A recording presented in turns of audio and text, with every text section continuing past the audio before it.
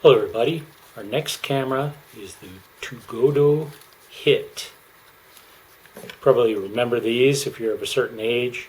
We used to sell them in the back of comic books and different magazines as secret spy cameras. You'd get a kit with a roll or two of film and the camera and the case. Judging by the case, which is a little hard to see, but it still said made in occupied Japan.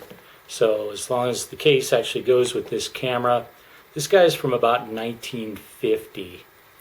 The first roll that I used in this guy was the Ilford SFX 200 that I had cut down making film for the Minolta 110.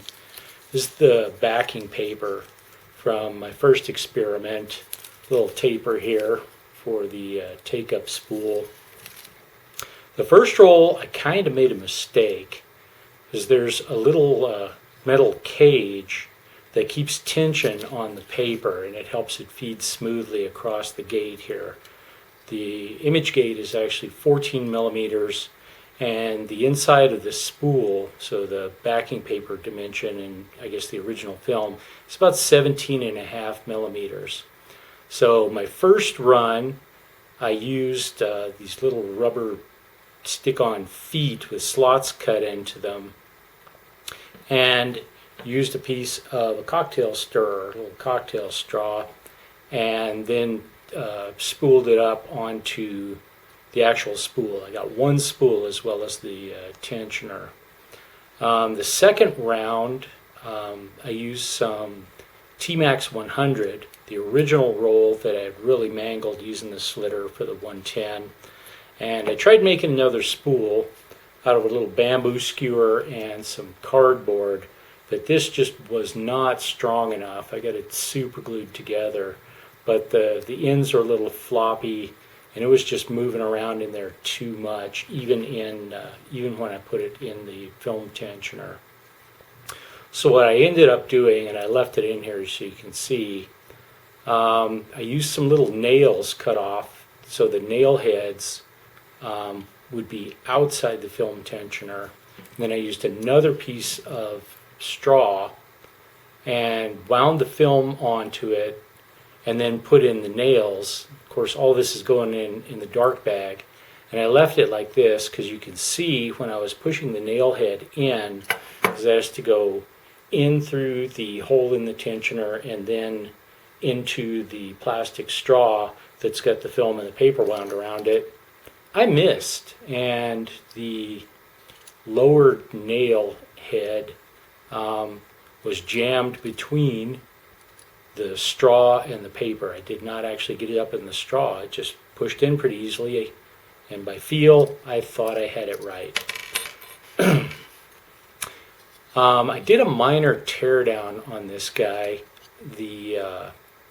From what I found on the web, it's about f11, I think it was a 35 millimeter field of view for the lens. And the shutter, the listings that I found, this one actually has the bulb, some didn't have that. The instant setting is about 1/25th of a second. So the first roll, the 200 speed film, I was using a neutral density filter, a red filter, to knock the light down enough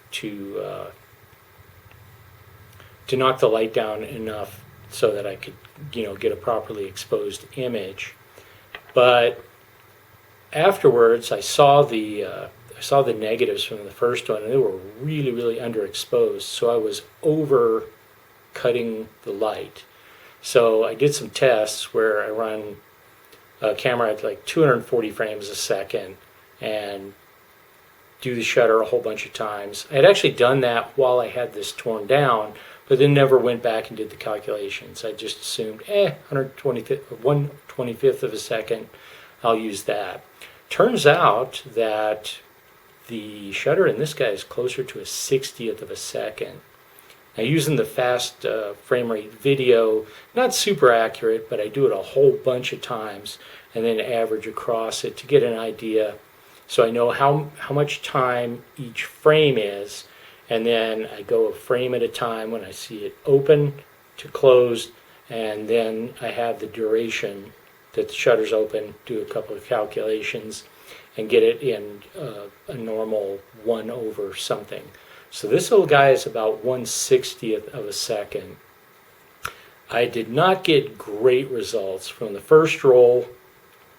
This is probably the best shot, and it's pretty sad. I had it on bulb, rubber banded to the tripod, and just did open flash. And first one I tried, I used my Canon DSLR and got this kind of funny picture because it popped the pre-flash, and then I got out of the way, and then it did the flash because the room was totally dark. It was on aperture priority, so it was a really long shutter. So that's why I ended up with this funny looking ghost picture. The second roll, sadly, I did not tape the camera up as diligently, because even using the black console tape, which is like painter's tape, it's really good about not leaving residue and being able to come back off of things. What looks like leatherette here is actually paper, and my console tape ripped some of the black off of the paper. You can still see a little gray spot there. So the second roll, because it does have a decent amount of overlap with this weird kind of copper insert here. So, but it was not as light tight as I thought. I just had some along here where the back closes. So I got a lot of light leaks, but I got a couple of decent shots out of that one. My first roll was like 8 frames, and then I found some measurements on, I think it was Submin, about people making film for this. So this was my my second one. This tape was a reminder because you're spooling it without taping it to the backing paper in the dark. And I numbered it up to 12. I think I actually got about 10 out of that. I either had the film shifted with regard to the paper or just misjudged. But anyway, I got a couple of decent shots. This one of Camel Rock, and then another one that I'll throw at the tail end of it. One thing that's a little interesting, if you actually want to try and get some shots out of this guy, it's really hard to load the take-up spool, because only the top has a slot that fits into the knob. The knob does not lift or anything, and you'll probably be doing this in the dark unless you did a much better job with the backing paper than I did. So you want to make sure that the kind of screwdriver end here is facing straight out, so that by feel, then you can line up this slot and actually get the thing in there. This is one of the models, and there are pages and pages and pages of the different variants of this. It has this ring here, which seems to be a film counter, and I have no idea how that is supposed to work, or if it's supposed to just be a reminder. It does get, the numbers are not equidistant, so it looks like it's taking into account the thickness of the backing paper, but it doesn't seem to do anything, but I also don't know how to use it. So I promised my wife she could have this just for a tchotchke and a Christmas tree ornament, so I won't be using it again right away, but until I get to the next camera, I'll see you then.